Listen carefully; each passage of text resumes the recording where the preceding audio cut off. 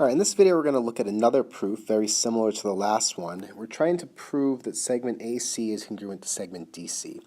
Now most of the time the way we do this is we start by proving these two triangles as congruent, because if we can prove these two triangles are congruent, then we can prove that the two sides are congruent. So let's start by doing that.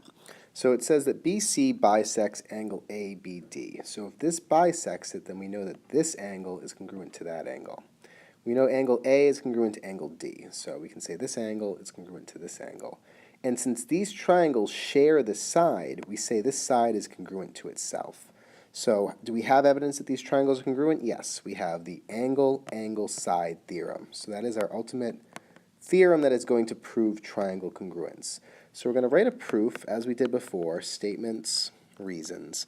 And we're going to start just by proving the triangle congruence. So what are our statements?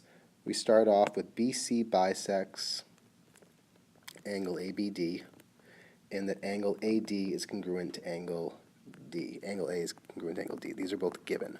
So we have to make a statement for each part of the theorem. So we already have one of the angles proven in our given statement. It was given. So that's established. But we have to establish that these two angles are congruent. We have to actually write it.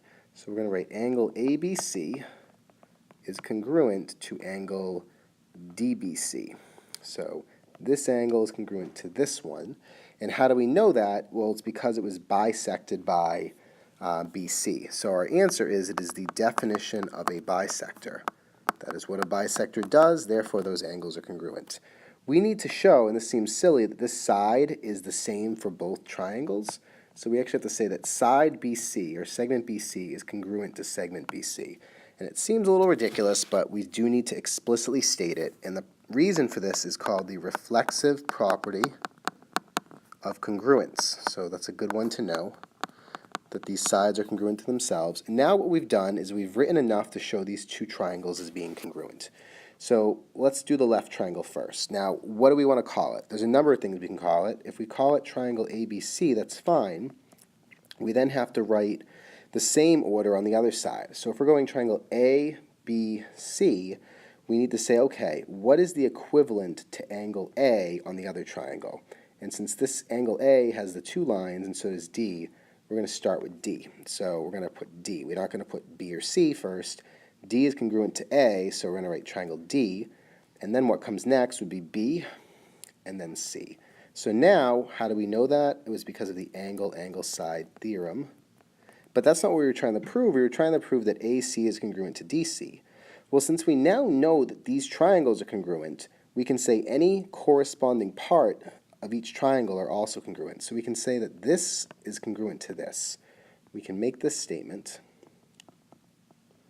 because if these triangles are congruent, then all parts of each triangle are congruent.